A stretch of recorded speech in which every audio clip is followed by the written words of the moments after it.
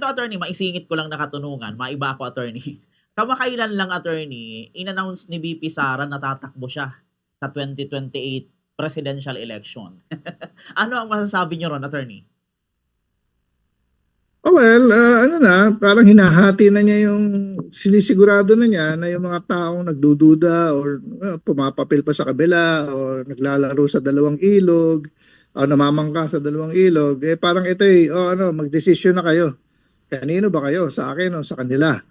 Kasi may impeachment siya na darating next week, no? Next week yata ang parang hearing starting sa House, no? So I think politically, yung move niya is to, pressure yung mga tao na nasa fence.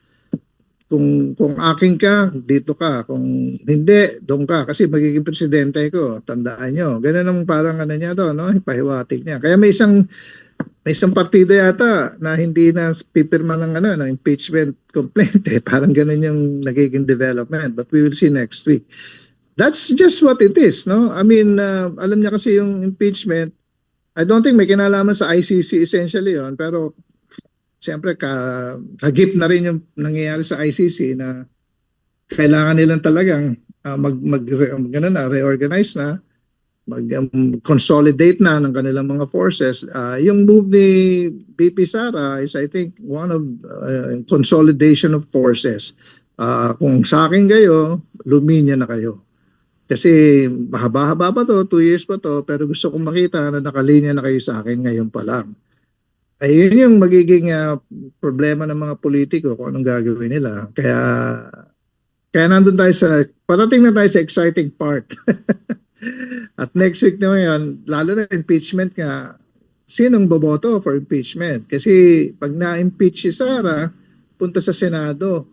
Pag napunta sa Senado, unlike yung ginawa ni Chis Escudero, ni railroad niya na hindi matuloy, ito palagay ko pag napunta sa Senado matutuloy. Whether or not makukonvict siya doon, isa pang usapan. Pero kapag natuloy sa Senado, magkakaroon din ng trial. Imagine, dalawang mag-ama nagta-trial, no? at least, pag nag-trial, makikita natin yung ebidensya ng prosecution again. At mainly, yung ebidensya ng prosecution, siyempre, I'm sure, lalabas yung mga bank accounts ng mga Duterte. Maaaring hindi siya makonvict, maaaring makonvict siya, pero makikita natin yung istorya tungkol dyan sa mga bank accounts na yan, confidential funds, ano ba, gaano ba kadaming pera nila, kasi nakakaduda rin, sa dami ng pera nila, hindi mo alam kung saan ang gagaling yan Wala naman silang negosyong malinaw. Pero ang dami nilang gastos ngayon, no? Sa ICC lang, mga biyahe lang, you wonder kung saan galing yan. So lalabas yun. Kaya ngayon talaga, linyahan na ngayon.